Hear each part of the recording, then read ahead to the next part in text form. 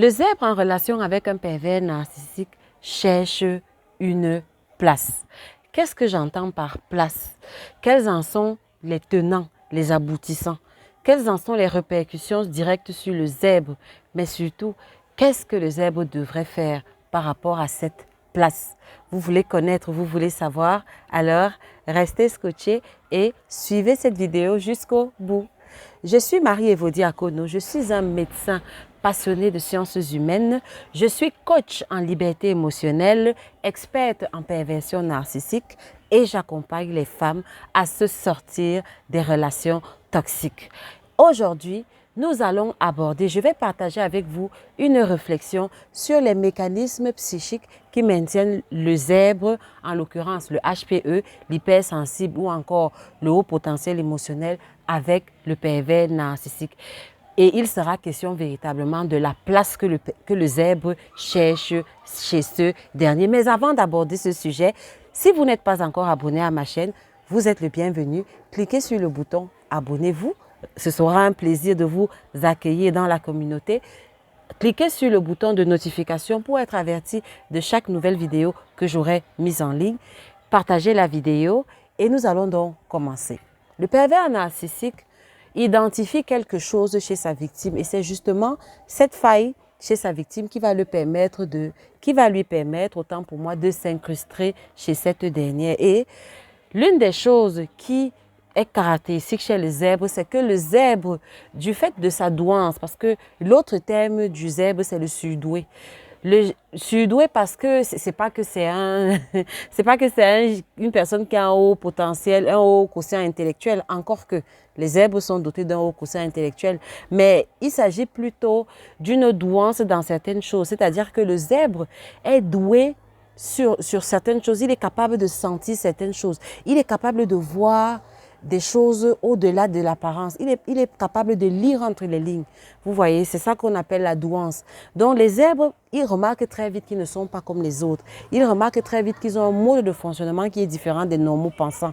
Du coup, les zèbres ont tendance à essayer de se plier en quatre, essayer de se conformer, de se mettre au milieu de la foule pour essayer de se faire accepter. Parce qu'ils se disent que s'ils révèlent leur véritable nature, alors ils ne se feront pas accepter. Et pour cela, je vais vous prendre, vous voyez déjà dans la nature, vous voyez le pelage du zèbre, vous voyez les rayures du zèbre. C'est une façon pour le zèbre de se camoufler dans la savane. Ça devrait déjà vous dire quelque chose. Véritablement, les HPE, les hypersensibles, préfèrent se fondre dans la masse. Ils n'aiment pas, de prime abord, se faire remarquer pour qui ils sont. Ils cherchent à se faire accepter. Les zèbres préfèrent trouver un groupe qui va les accepter. Et c'est cette quête existentielle qui sommeille, qui hurle au fond du zèbre, qui va donc le pousser dans les bras du pervers narcissique. Et si vous ajoutez à cela le fait que généralement les zèbres, du fait de leur douance, justement sont victimes très tôt des phénomènes de rejet dans la structure sociale, toute première qui les a accueillis en venant dans le monde, c'est-à-dire leur famille. La plupart des zèbres se reconnaîtront dans ce que je dis. Ils ont eu à expérimenter le rejet très tôt dans l'enfance, que ce soit par rapport à un des parents, peut-être ils ont été victimes du rejet de la part de leur père ou de leur mère, ou alors de la part de leur soeur, ou même encore de leur frère, ou même encore de la part de toute figure parentale dans leur enfance.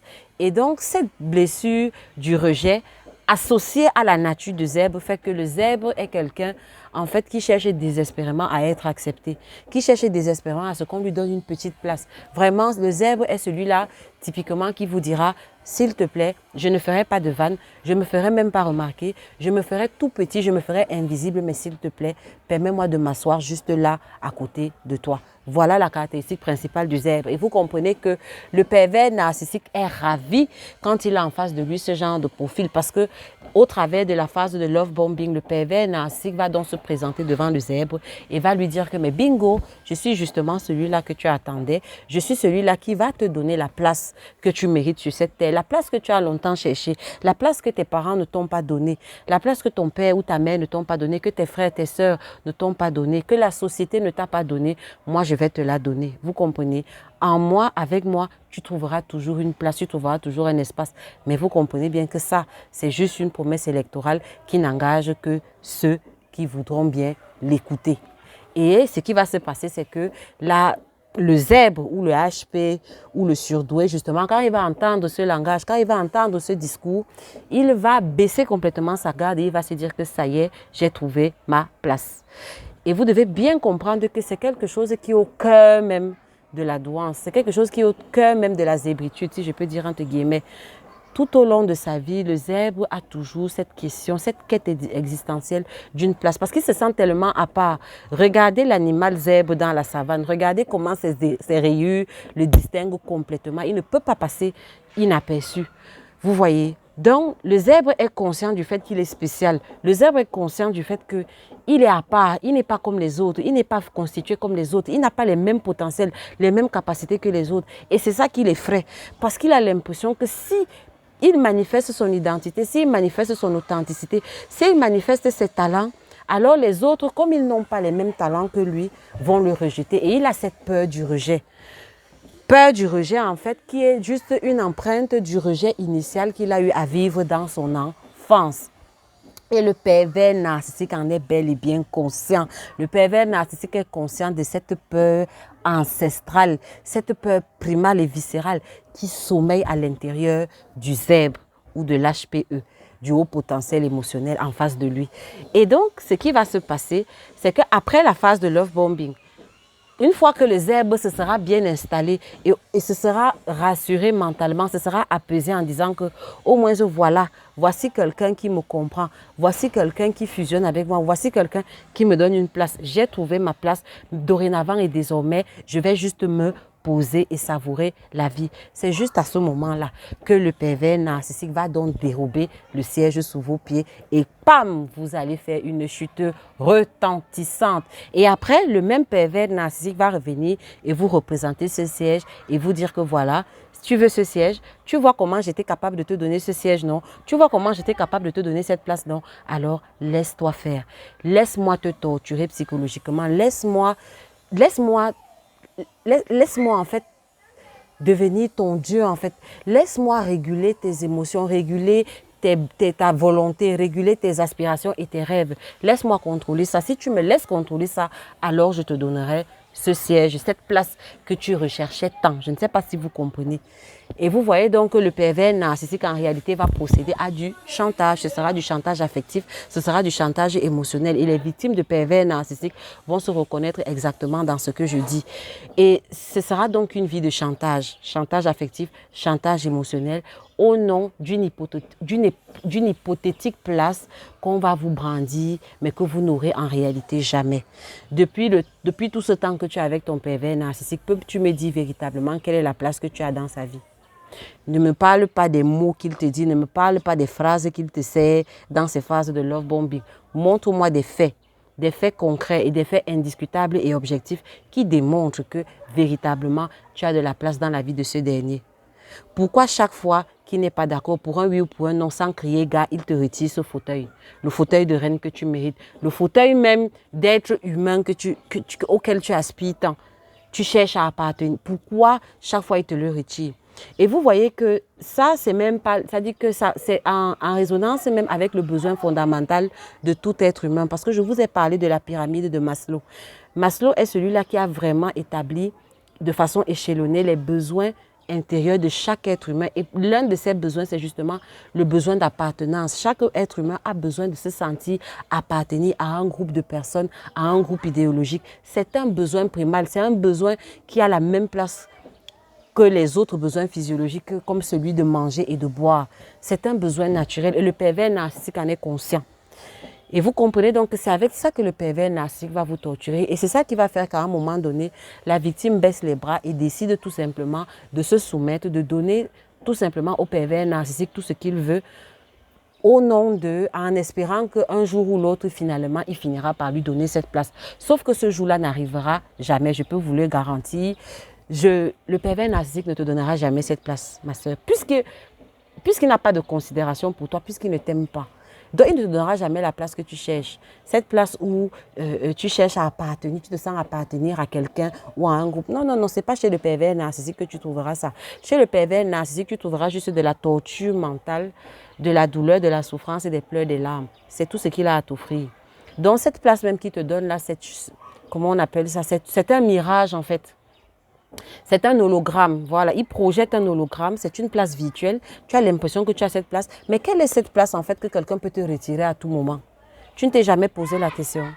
Quelle est cette place qu'on dit que je t'ai donné ta place dans ma vie, mais pour peu que ça lui chante, pour peu qu'il se lève du pied gauche, il te retire cette place et après il vient encore te la redonner. Tu ne te poses pas la question, quelle est cette place-là?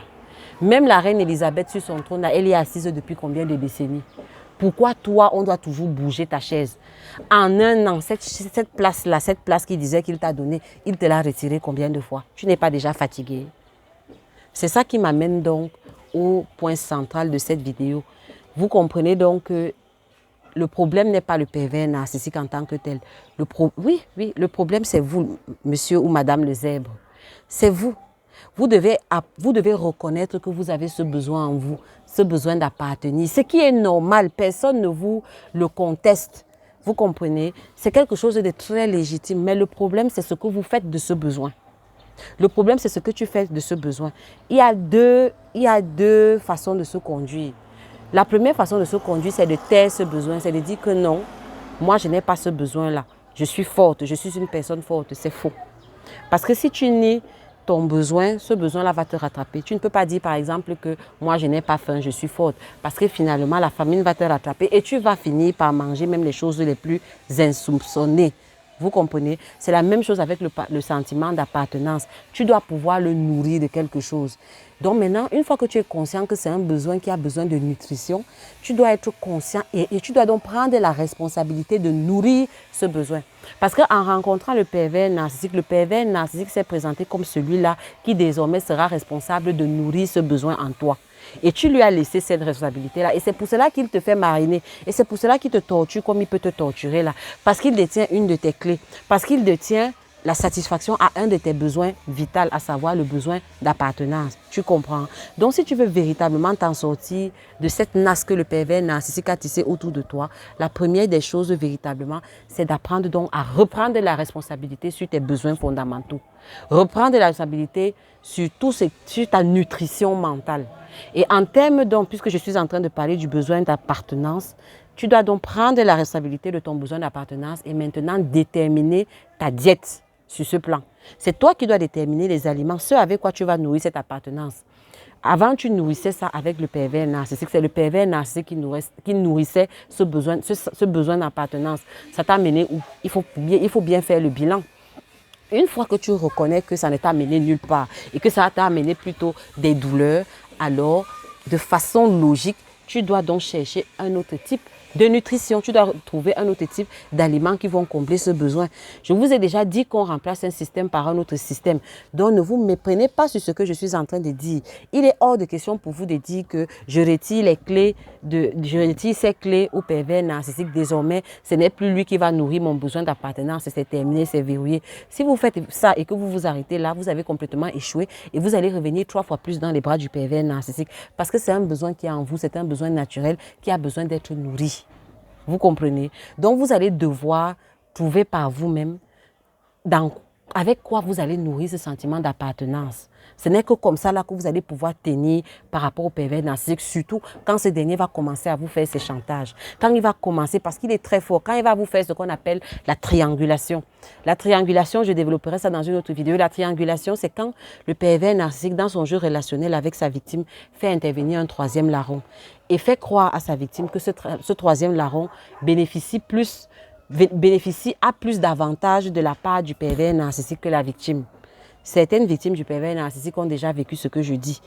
Vous allez remarquer que c'est cet ami d'enfance, que parfois même c'est un membre de la famille du pervers narcissique, que parfois c'est une personne lambda, mais que vous aurez l'impression que cette personne-là, elle a accès à tout. Elle a vraiment accès au pervers narcissique et elle peut obtenir, cette personne-là, des choses du pervers narcissique que vous ne pourrez jamais obtenir. Le pervers narcissique fait ça exprès au point où, à un moment donné, vous allez même vous sentir un peu jalouse de cette personne-là que, ah, mieux d'elle, elle au moins, elle a accès au pervers narcissique. Moi, je n'ai pas cette place-là. Vous voyez que l'enjeu ici, c'est la place. Le pervers narcissique vous fait le chantage. Il vous dit, j'ai une place, j'ai un trône, je cherche une reine, je peux te donner cette couronne-là. Mais comme tu ne marches pas comme je veux, je préfère donner cette couronne à une autre personne, vous comprenez? Et la conduite à tenir ici n'est certainement pas de dire que cale avec ton trône, je n'en veux pas, d'ailleurs même je n'ai pas besoin de cette couronne. Non, si vous vous arrêtez là, je dis que vous avez échoué parce que vous allez vous retrouver en train de ramper derrière le pervers narcissique, les larmes aux yeux, le suppliant de vous donner, de vous redonner une parcelle, ne serait qu'une once de place. Vous comprenez? Donc, vous devez réfléchir par vous-même et établir une stratégie pour vous permettre de nourrir ce sentiment-là. Et cela revient à une des vidéos que j'avais faites sur les cercles du pervers narcissique. Vous pouvez vous référer à cette vidéo-là parce que véritablement, ce sont vos cercles relationnels qui vont vous aider, vous comprenez? Ce sont vos cercles relationnels. Vous devez donc travailler sur vos cercles relationnels, établir des connexions avec les bonnes personnes. Et qu'est-ce que j'entends par bonnes personnes? J'entends par bonnes personnes vos aides destinées. Les personnes qui voient en vous votre potentiel. Les personnes qui voient en vous vos qualités. Les personnes qui sont vos fans inconditionnels, les personnes qui sont vos supporters inconditionnels, les personnes qui, quand bien même vous avez merdé, vont vous regarder dans les yeux, ne vont pas voir la merde dans laquelle vous vous êtes mise, mais vont plutôt voir le potentiel qui est en vous et vont vous encourager, vont vous dire que lève-toi, tu vaux mieux que ça. Moi, je sais que tu es une reine, laisse tomber, avance. Vous comprenez? C'est de ce genre de personnes que vous devez vous entourer et c'est avec ces personnes-là que vous devez vous connecter. Et le piège aussi dans lequel justement les victimes de pervers narcissiques tombent, c'est que puisque quand vous avez mis un certain temps avec le pervers narcissique, il vous a amené à couper les ponts tout autour de vous. Donc au départ, vous vous retrouvez dans un endroit désert, sans aucun cercle relationnel, ce qui est normal dans un premier temps. Donc votre travail ne sera pas dans un premier temps de commencer à courir derrière les gens pour leur dire que je veux être en connexion avec toi. Non, restez naturel, restez authentique, restez vous-même, vous comprenez? Restez vous-même.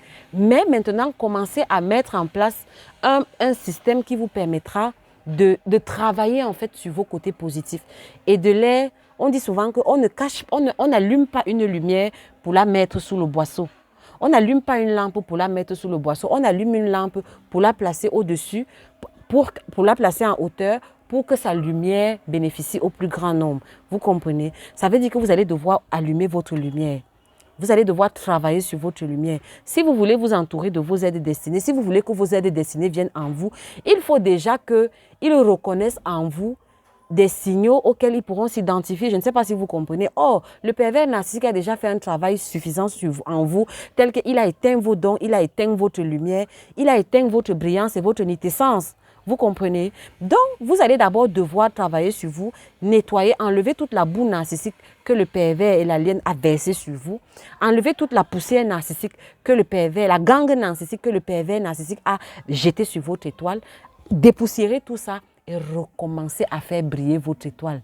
À la seconde où votre étoile va recommencer à briller, vous allez remarquer que ça va attirer à vous vos aides destinées. Sans faire d'effort, vous allez attirer à vous des personnes qui vont s'identifier à votre chemin de vie, à votre philosophie de vie.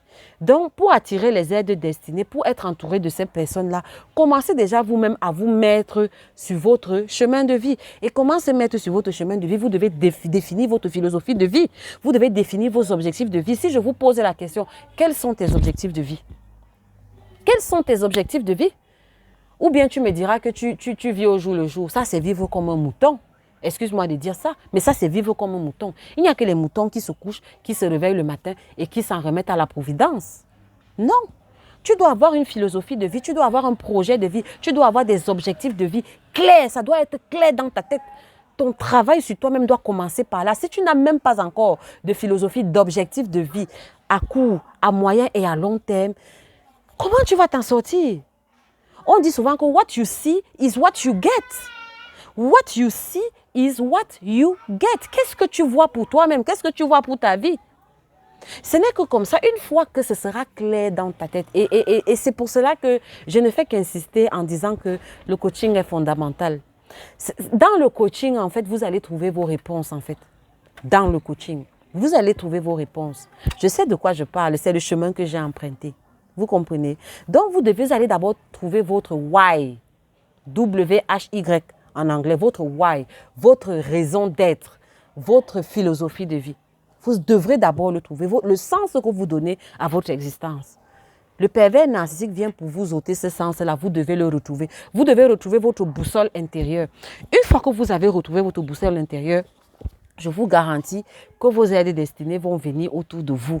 Vous allez les attirer comme un aimant sans faire d'effort. Et comme ça, donc, vous serez en mesure, tellement vous serez donc rempli à l'intérieur de vous. C'est au travers de vos aides destinées donc, que vous allez remplir ce besoin. Parce que ce sont vos aides destinées qui vont vous donner ce trône. Ce sont vos aides destinées qui vont donc vous donner qui vont combler ce sentiment d'appartenance. Vos aides destinées vont toujours vous rappeler que non, tu es une personne lumineuse. Regarde la lumière que tu as apportée dans nos vies. Regarde ce que tu as pu éclairer dans ma vie. Regarde. Vous comprenez? Et ça va remplir votre sentiment d'appartenance. Vous comprenez? Et vous pouvez appliquer ça dans tous les domaines social, familial, professionnel. Et une fois que votre sentiment d'appartenance est rempli, ben écoutez, quand le pervers narcissique va encore se pointer avec ses jeux tordus et va essayer de vous trianguler avec X ou Y, vous allez vous dire que, mais écoute, désolé, je n'ai plus besoin, je ne te cherche plus. Tu peux rester avec ta chaise, tu peux rester avec ton poste, tu peux rester avec cette place. Je n'en ai plus besoin. J'ai déjà trouvé ma place. Voilà ce que je voulais partager avec vous aujourd'hui. As-tu déjà trouvé ta place? Moi, si. Par la grâce de Dieu. Dieu m'a aidé à trouver ma place. Et tout le mal que je puisse te souhaiter, toi, victime de pervers narcissique, c'est de trouver la tienne et de sourire. D'offrir au pervers narcissique ton plus beau sourire. La prochaine fois qu'il va essayer de te trianguler avec qui sa mère, qui sa soeur, qui son ami d'enfance, qui son petit singe volant. Je suis Marie Evodi Akono. Si vous êtes en résonance, si ce dont je parle vous résonne à l'intérieur de vous ou bien vous a édifié, alors n'hésitez pas. Rejoignez la communauté si vous n'êtes pas encore abonné. Cliquez sur la cloche pour être notifié de mes prochaines vidéos. Mais surtout, donnez-moi mon petit pouce et donnez-moi vos commentaires. Partagez-moi. Est-ce que vous avez eu à vivre ce genre de choses? Si oui, ça s'est manifesté comment? Je serais ravie de vous lire dans les commentaires. On se retrouve pour une prochaine vidéo. Que Dieu vous bénisse. Ciao. Bye.